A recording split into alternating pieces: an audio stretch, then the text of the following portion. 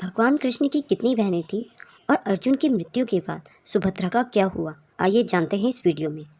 भगवान कृष्ण की मुख्यतः 4 बहनें थीं: एकांगा, सुभद्रा, द्रौपदी और महामाया।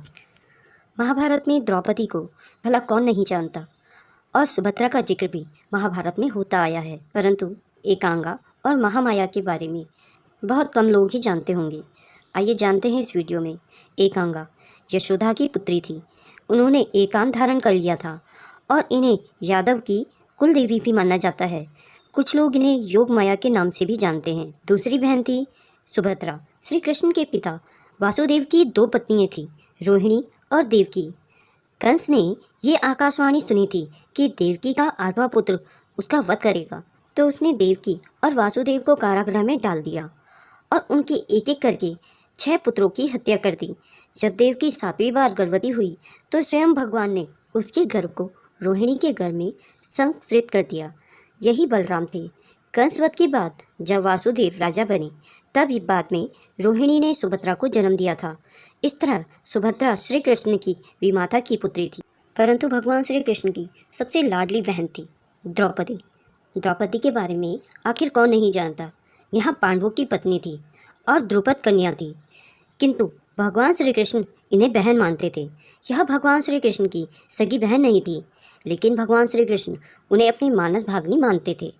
महामाया देवकी के गर्भ से सती ने महामाया के रूप में जन्म लिया था और इनका निवास विंध्याचल में है। यह पौराणिक कथाओं के अनुसार बताई गई कहानी है। अब आप भी श्री कृष्ण की 4 बहनों के बारे में जान गए होंगे। सुभद्रा और अर्जुन का विवाह। भगवान श्री कृष्ण की बहन सुभद्रा अर्जुन से प्रेम करती थी। यह बात भगवान श्री कृष्ण जानते थे।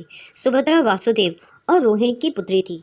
हालांकि बलराम जी सुभद्रा का विवाह अपने शिष्य दुर्योधन से करना चाहते थे, परंतु कन्या की इच्छा को सर्वोपरि समझकर पहले भगवान ने अर्जुन के साथ सुभद्रा का हरण कराया और फिर उसका विवाह अर्जुन के साथ करवा दिया।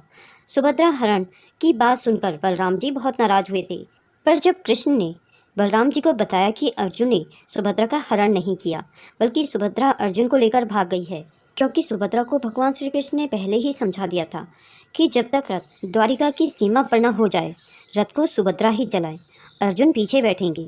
इस तरह से सुभद्रा और अर्जुन का विवाह हुआ। सुभद्रा और अर्जुन के विवाह के पश्चात उनके एक पुत्र हुआ जिसका नाम था अभिमन्यु।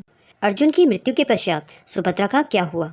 पौराणिक मान्यता के अनुसार भगवान श्री कृष्ण की मृत्यु हो जाने के बाद और अर्जुन के स्वर्ग सिधार जाने के बाद सुभद्रा की मृत्यु कैसे हुई और कब हुई, इसके बारे में महाकाव्य में कोई उल्लेख नहीं मिलता है। लेकिन ऐसा माना जाता है कि पांडवों के साथ द्रौपदी के स्वर्ग पहुंच जाने के बाद सुभद्रा और उनकी बहू उत्तरा अपना शेष जीवन बिताने के लिए जंगल में चली गई और सन्यासियों के रूप में रहने लगी, और वहीं रहते हुए उन्होंने अपने देह का त्याग किया। दोस्तों, अगर यह वीडियो आपको पसंद आया हो तो इसे लाइक करें और अपने दोस्तों में शेयर करें। अगर आप मेरे चैनल में नए हैं और ऐसी ही जानकारी प्राप्त करना चाहते हैं तो मेरे चैनल को सब्सक्राइब करें। आगे मिलते हैं नई कहानी के साथ। तब तक के लिए धन्यवाद।